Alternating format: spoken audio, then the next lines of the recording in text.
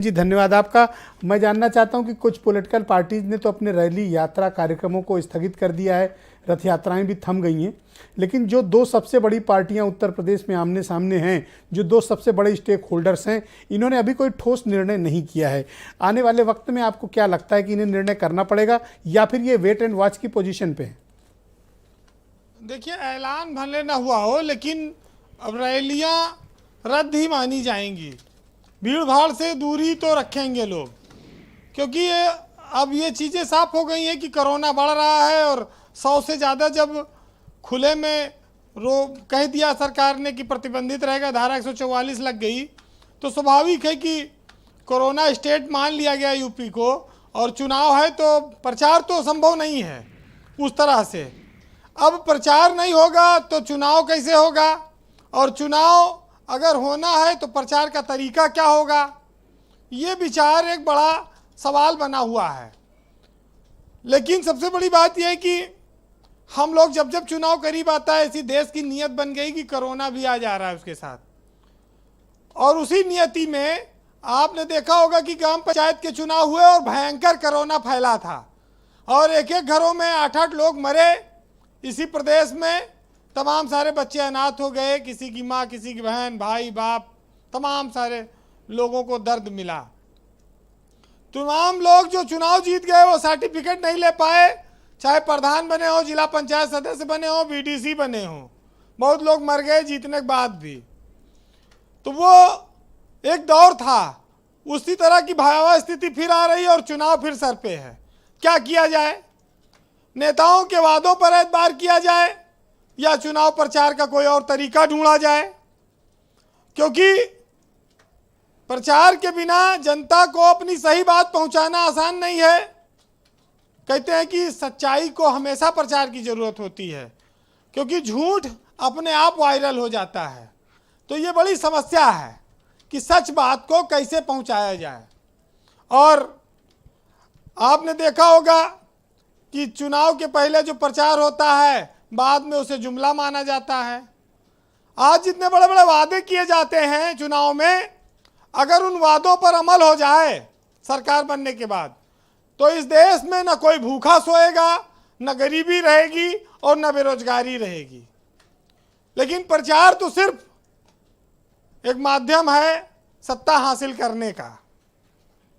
लेकिन आप एक चीज ब्रजेश जी देखिए, मैंने बड़ा इस पर विचार किया कि एक जब रैली होती है तो वो एक पूरी अर्थव्यवस्था है। वो रैली चाहे मंच सजाने से लेके, टेंट हाउस से लेके, चाहे वाहन जो लगते हैं और भोजन का प्रबंध होता है, पेट्रोल डीजल लगता है, बैनर, पोस्टर, अखबार, टीवी, सोशल मीडिया, पैसा वितरण, ये पूरी एक अर्थव्यवस्था होती है। ऐसा नहीं है, प्रचार में भी बड़ा पैसा खर्चा होता है रैलियों में, और इससे लाखों करोड़ों लोग जुड़े होते हैं। ये आप इसको नुकसान मानेंगे, क्या मानेंगे? पर ये बताइए वीरेंद्र जी कि आप अगर रैलियों के जरिए अर्थव्यवस्था ठीक करना चाहते हैं, तो लेकिन जन स्वास्थ्य की देखभाल कौन करेगा? अगर इनको कुछ हो गया बेचारों को, गरीब लोगों को, तो इस बार कौन बचाएगा इनको? नहीं, ये चुनौती तो है, लेकिन ये भी चुनौती है कि आखिर प्रचार नहीं होगा तो राजनीतिक दल करेंगे क्या? ये कैसे अपनी बात लोगों तक पहुंचाएंगे? आज के दौर में सोशल मीडिया एक अरे बड़ा तो क्या माध्यम किसी की है। छाती पे चढ़ के प्रचार करोगे भैया, जब वायरस फैला हुआ है? तो नहीं, इसका एक तरीका ये हो सकता है कि जो राजनीतिक दल हैं वो उनके नेता यूट्यूब के माध्यम से प्रतिदिन जनता में अपना संबोधन रखें। लाइव होता है, रिकॉर्डेड भी होता है, और करोड़ों और अरे मैं तो चैनल भी देने को तैयार हूं कि चुनाव आयोग से टाइम लिखा के ले आओ, हम अपने चैनल पर आपकी रैली के लिए स्पेस देने को तैयार हूं, आइए हमारे चैनल पे संबोधित करिए, सबको टाइम देंगे। ब्रजेश जी, वैसे एक चीज बताऊं कि अगर देश की आज़ादी के समय जब चुनाव पहला हुआ 1947 में, अगर उस समय सोशल मीडिया, टीवी ये सब सक्रिय होता जी, तो नेहरू प्रधानमंत्री तो क्या सरपंच तक न बन पाते। इतना ये बवाल पैदा कर देते। ये तो हम आप जो ऑफर दे रहे हैं जी, इसका उपयोग और दुरुपयोग बहुत है। सोशल मीडिया एक अनकंट्रोल माध्यम बन गया है। आप ये देखिए कि कहते हैं कि चुनाव प्रचार और इश्क मोहब्बत में बड़ी समानता है। जोर शोर से प्रचार तो खूब करेंगे, लेकिन मतदान किसी दूसरे कराएंगे। तो ऐसे ही मोहब्बत में होता है, जिसको घुमाते हैं उसकी शादी कहीं और हो जाती है।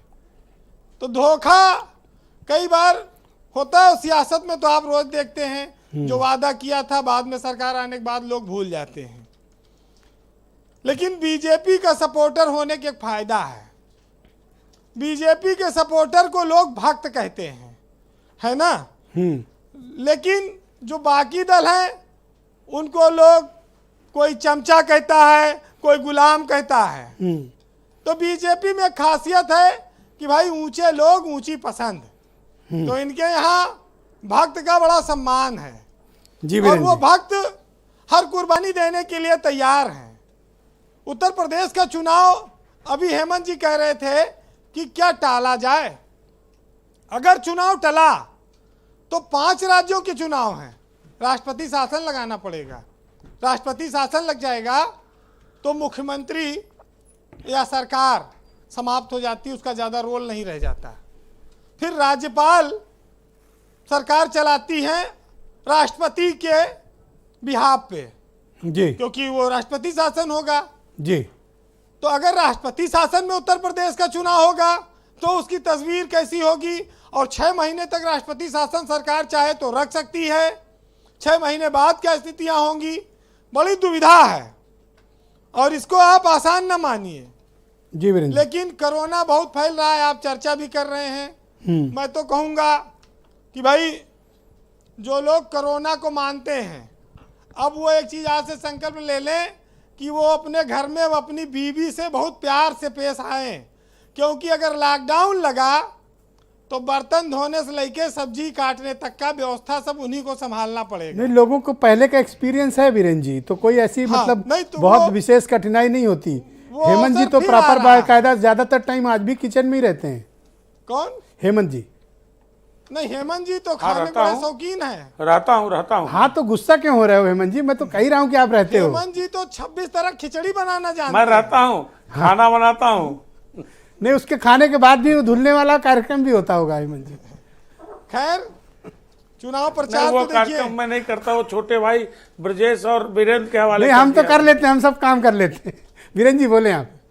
देखिए हम लोग जिस चुनाव मैं प्रचार बर्तन को वाला नहीं देखते करता हैं, हूँ। ये चुनाव प्रचार कई बार बड़ा नफरतों से भरा होता है, जी, कई बार बड़ा उसमें ऐसी चीजें रहती हैं जो पूरी नहीं हो सकती और नेता वादा करते चले जाते हैं। कोई कहता है हम सबको नौकरी दे देंगे, कोई कहता है हर घर में हम स्कूटर बांट देंगे, कोई कहता है कि भाई हम हर घर में खुशहाली ला देंगे। तमाम सारे बड़े बड़े वादे कर लेते, बाद में वो पूरे नहीं होते जी। तो आज उसी पर 4 लाइनें सुनिएगा जी, पेश कि करें। असली क्या है नकली क्या है। कि तुम अपनी कड़वी बातों से लोगों के दिल में नफरत घोलते हो। तुम ये बताओ कि क्या कभी सच भी बोलते हो। और दान की चर्चा घर घर पहुंचे, लूट की दौलत छुपी रहे, नकली चेहरा सामने आए, असली सूरत छुपी रहे। बहुत बहुत शुक्रिया वीरेंद्र जी, आपका बहुत बहुत धन्यवाद। बहनों भाइयों, कू ऐप पर हमने आज के मस्त